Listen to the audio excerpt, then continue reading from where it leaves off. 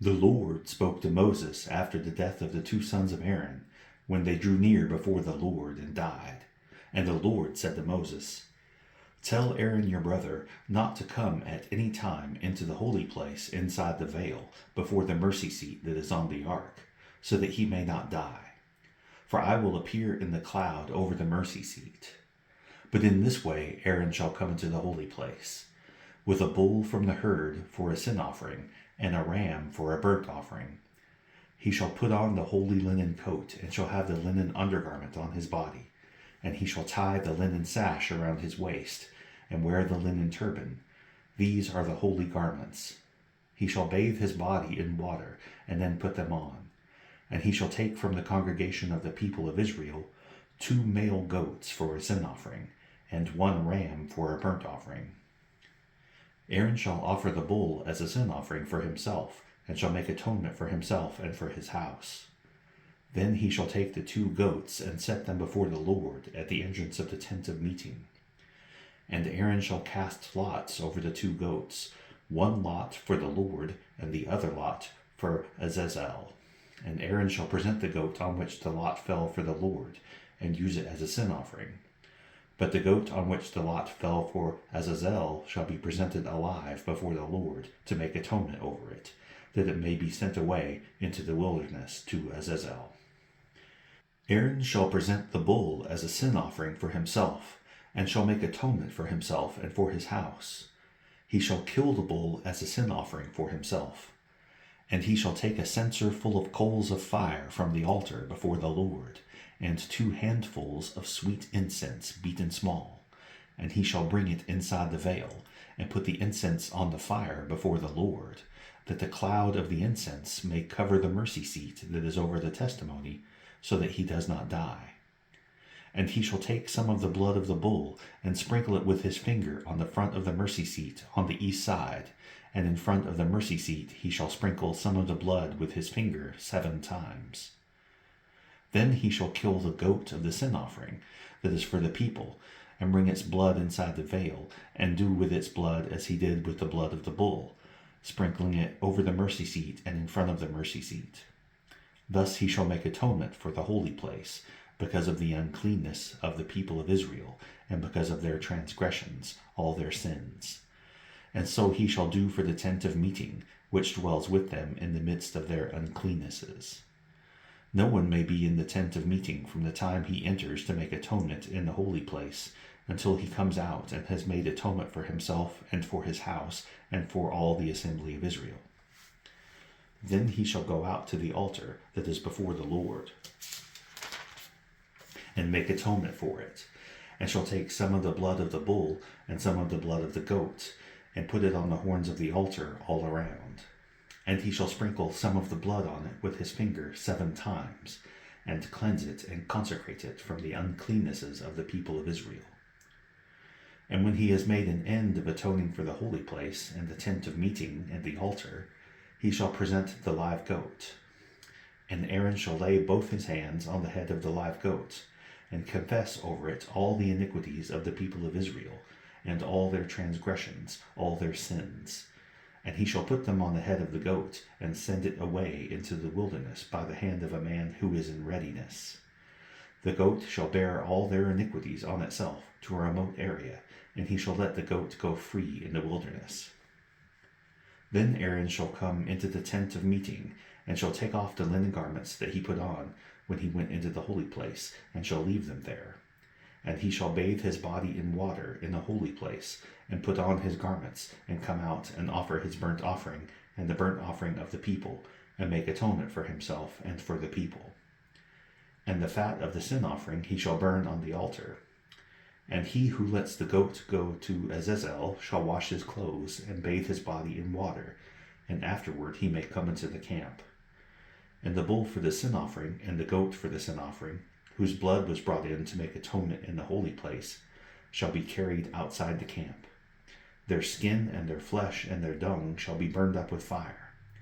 And he who burns them shall wash his clothes and bathe his body in water, and afterward he may come into the camp.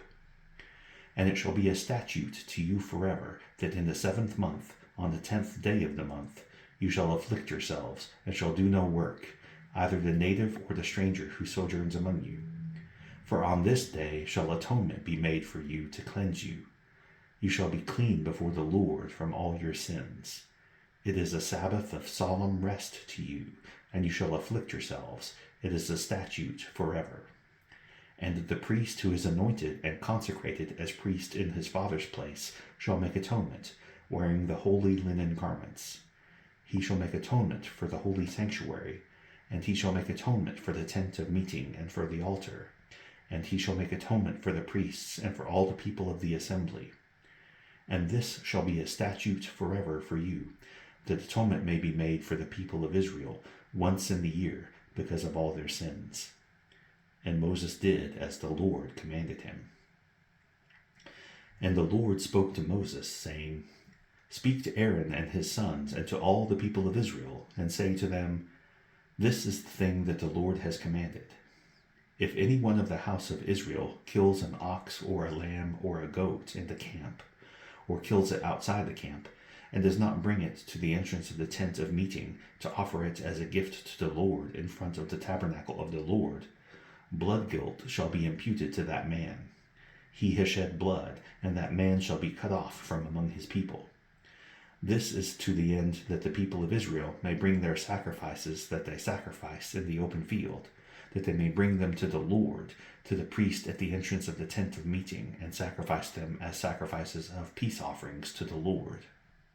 And the priest shall throw the blood on the altar of the Lord at the entrance of the tent of meeting, and burn the fat for a pleasing aroma to the Lord.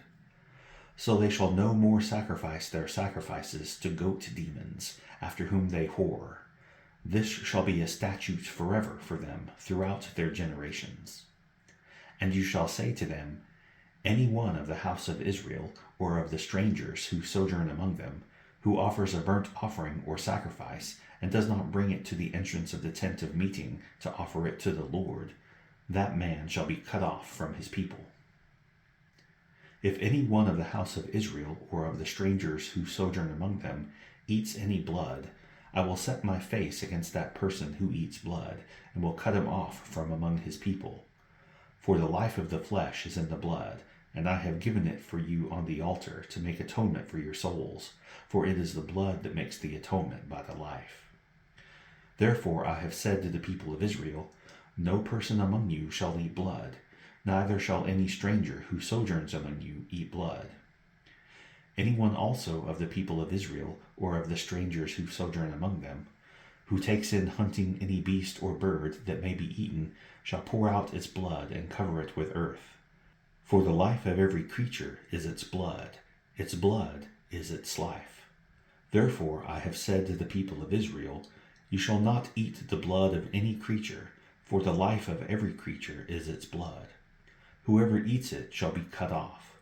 And every person who eats what dies of itself, or what is torn by beasts, whether he is a native or a sojourner, shall wash his clothes and bathe himself in water, and be unclean until the evening. Then he shall be clean. But if he does not wash them or bathe his flesh, he shall bear his iniquity. And the Lord spoke to Moses, saying, Speak to the people of Israel, and say to them, I am the Lord your God.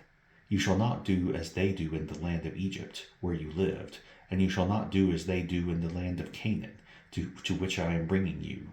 You shall not walk in their statutes. You shall follow my rules and keep my statutes and walk in them.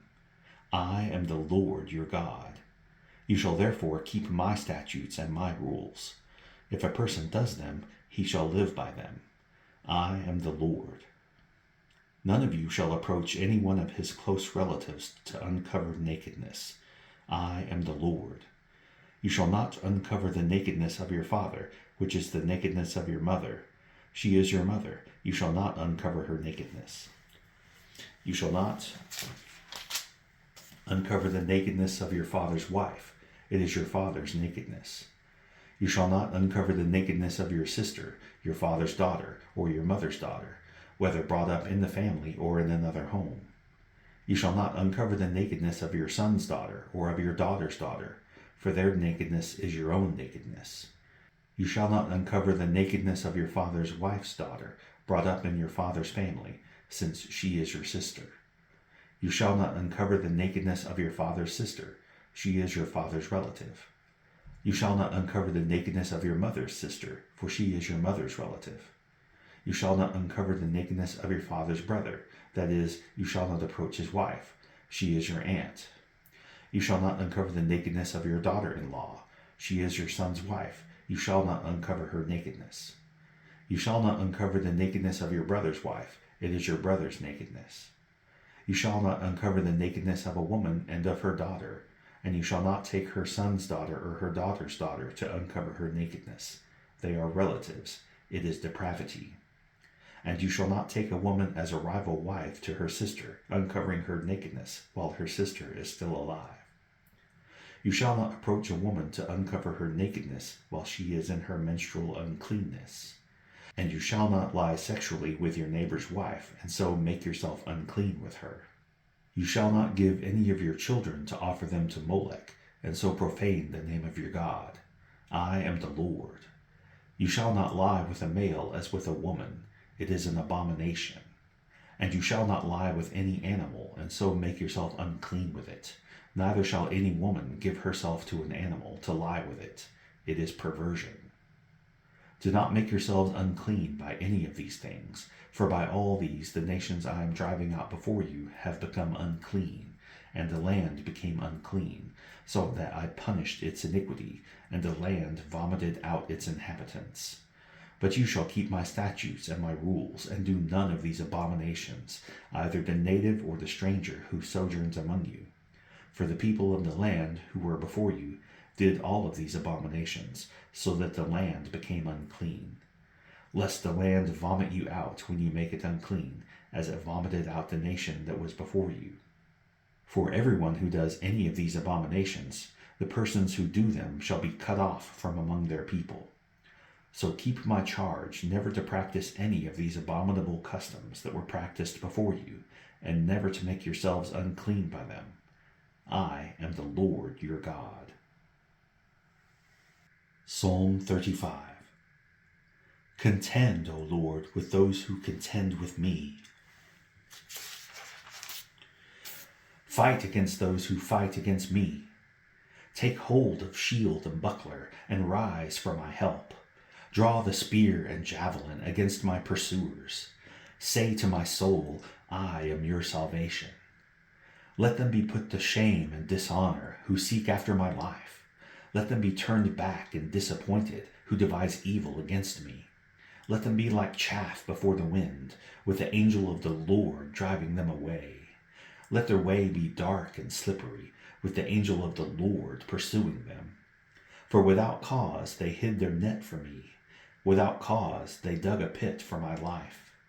Let destruction come upon him when he does not know it, and let the net that he hid ensnare him. Let him fall into it, to his destruction. Then my soul will rejoice in the Lord, exulting in his salvation. All my bones shall say, O Lord, who is like you, delivering the poor from him who is too strong for him, the poor and needy from him who robs him? Malicious witnesses rise up. They ask me of things that I do not know. They repay me evil for good. My soul is bereft. But I, when they were sick, I wore sackcloth.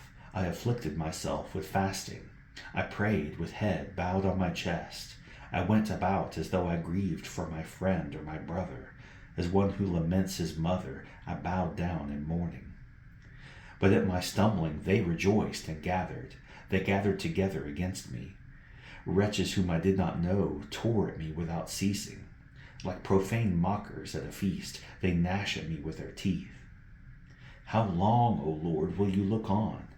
Rescue me from their destruction, my precious life from the lions. I will thank you in the great congregation. In the mighty throng I will praise you. Let not those rejoice over me who are wrongfully my foes, and let not those wink the eye who hate me without cause. For they do not speak peace, but against those who are quiet in the land they devise words of deceit. They open wide their mouths against me. They say, Aha, aha, our eyes have seen it. You have seen, O Lord, be not silent. O Lord, be not far from me. Awake and rouse yourself for my vindication, for my cause, my God and my Lord. Vindicate me, O Lord my God, according to your righteousness, and let them not rejoice over me. Let them not say in their hearts, Aha, our heart's desire. Let them not say, We have swallowed him up. Let them be put to shame and disappointed altogether, who rejoice at my calamity. Let them be clothed with shame and dishonor, who magnify themselves against me. Let those who delight in my righteousness shout for joy and be glad, and say evermore, Great is the Lord, who delights in the welfare of his servants. Then my tongue shall tell of your righteousness and of your praise all the day long.